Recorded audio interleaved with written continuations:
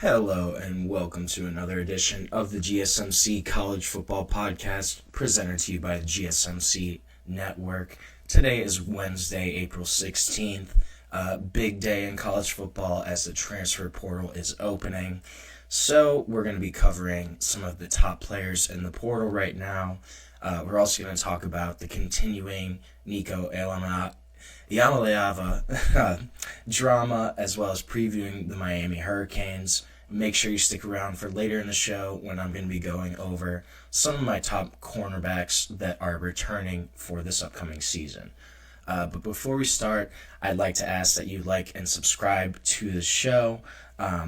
Also, if you want to have any questions that you want or comments, opinions, make sure you put them in the chat.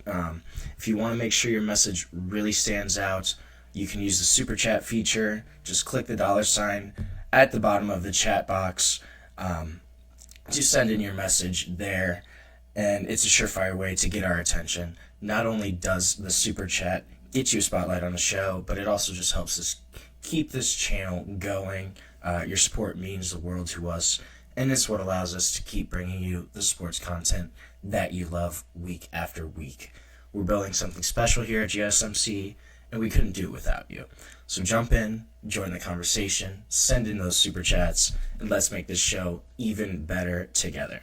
And if you'd rather not use super chat, why not use, you can go to gsmcsport.net to tip, donate, leave a question or comment there at that website. We're so grateful to have you here with us, and we can't wait to hear what you have to say. So, let's talk a little bit about the portal. And the spring window officially opened today. There had been a couple guys that kind of announced that they were going to be joining the portal and entering that previously, but officially the window opened today. The athletes were allowed to put their names into the portal. And I just want to go over some of the guys that I think can be really high impact transfers this spring. So the first guy I have on my list is running back Jaydn Ott. Now, he was a Cal running back, had a really strong start to his career, had over 1,200 purpose yards as a freshman in 2022, was even better in 2023. He led the Pac-12 in rushing yards. He had 1,300. He had 12 rushing touchdowns, and he was first team All-Pac-12 at running back for the 2023 season. Last year, he got hurt right in their opener, suffered an ankle injury. He did still play in 10 games, but you could tell he was really hampered by that ankle injury. He averaged only 3.3 yards per carry, so obviously was still kind of being affected by that ankle, wasn't at his best, but he did have this offseason to kind of recover, get healthy. And his really main calling card is his vision, his ability to kind of slide from gap to gap as a runner and just find those holes in wherever, more of a zone blocking scheme.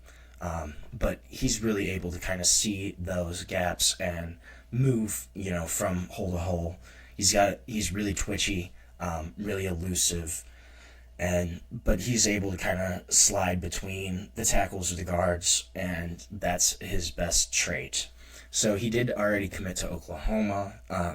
He's going to give them a number one true running back, true number one. He's going to pair up there with John Mateer from Washington State. This honestly probably is the best overall transfer backfield in the country coming in. John Mateer was a top 2 or 3 quarterback prospect in the portal in the winter in December. That was one of the big pickups for Oklahoma, and they're also going to get Jaydn Ott here to go play in Norman with John Mateer in Ben Arbuckle's new offense. Another guy I'm looking at is Andrew Simpson. Now, he was a Boise State linebacker, had been there pretty much his entire career. He was really productive pretty much since 2022. This guy was a multi-year starter for Boise State. 2023 had a really strong year, had 66 total tackles, forced 2 fumbles, had 2 interceptions as well, and also he had 6.5 sacks, So really kind of highlighting his versatility as a linebacker, both on ball, inside backer, and kind of off ball, just playing coverage as well as rushing the passer. Well-rounded player. That year in 2023, he was second team All-Mountain West. And then this year in 2024, he made 11 starts. He had 45 total tackles, 3 sacks, 3 forced fumbles, 1 interception. He was a little hurt kind of at the end of the season in November, missed a game or two, a little just roughed up from the season, so he wasn't as productive in 2024. But this is a guy that he was the heart and soul of Boise State's defense. He was really their leader, was expected to kind of be that leader again this year, but he's going to transfer. Not sure where he's going to end up. Should have a lot of interest from Power 4 programs. Another guy that I kind of saw was Beau Atkinson. Now, Beau Atkinson was at North Carolina, was their leading pass rusher last season for the Tar Heels. Had 7.5 sacks, 13.5 tackles for loss, 35 total tackles. Really showed his improvement from 2023. Pretty much his numbers went up across the board. So that was good to see from Beau. There was continued improvement there. And he's still going to have 2 years of eligibility left. That's going to be a big thing too, is just that extended eligibility for Beau Atkinson. Should have a lot of interest as well, just from other various Power 4 programs, where this is going to be a guy that they do want on that D line on the edge. Another guy I'm looking at is Micah Hudson. Now, Micah Hudson's kind of an interesting case. He was a 5-star recruit, originally signed with Texas Tech, coming out of high school in the 2024 class. He was their highest-rated recruit ever, number 22 overall in the ESPN 300 rankings, one of the top 2 or 3 wide receiver recruits in the country, but did not have a really strong year with Texas Tech. Only had 8 catches for 132 yards this past season. Didn't really make the impact that a lot of people were expecting him to make at Texas Tech. It was a little surprising, just kind of given his skill set. He's really dynamic.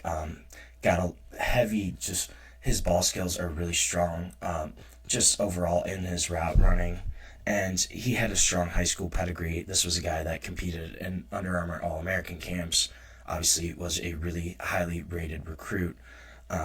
But then after that season at Texas Tech this year, he actually entered the portal in December, went to Texas A&M, and was only at Texas A&M for a few weeks, maybe a month or two. He'd left there in January, pretty much almost right after he got to the program there. And now he's in the portal again. This is a spot where he could potentially actually go back to Texas Tech. Maybe it's a situation where grass isn't always greener on the other side. And the key question for Micah Hudson is going to be just his separation speed, kind of getting out of his routes. That's going to be the big thing for him to kind of watch, and that's really what's going to drive his success. He never had verified track or combine times in high school, never ran a 40, wasn't a track guy, so he didn't have official 100 meters or 200 meters, which you really look at for wide receivers. A lot of times these guys do run track, or at least they test at, Under Armour camps. But he never tested, he never ran, so there was no official combine or track records for his speed. Kind of an unknown. That's going to be the big thing for his success at the next level, is will he be able to create separation on a consistent basis and be able to separate from those cornerbacks. That's going to be the big thing for Micah Hudson. But the pedigree there and just the overall talent level is clearly there with Micah Hudson. So that's going to be another guy you could potentially kind of look at. A quarterback I'm looking at, besides Nico, we're going to talk about Nico a little later in the show, but another guy I'm really looking at is Gio Lopez. Now, he was the starter for South Alabama this past year. as a redshirt freshman, he really kind of emerged as one of the more exciting, more tantalizing group of 5 quarterback prospects, especially the younger kind of group of 5 guys that get more of an opportunity than they would at a power school. And so last season had 2,600 passing yards, ran for 460 yards, 25 total touchdowns, only 7 turnovers. And South Alabama was pretty solid. They went 7-6 last year. Had a decent year, above 500. It's a tough place to play at. But he was also a top 25 quarterback overall across the FBS in terms of total offense. Kind of an interesting quarterback in terms of style. He's really crafty.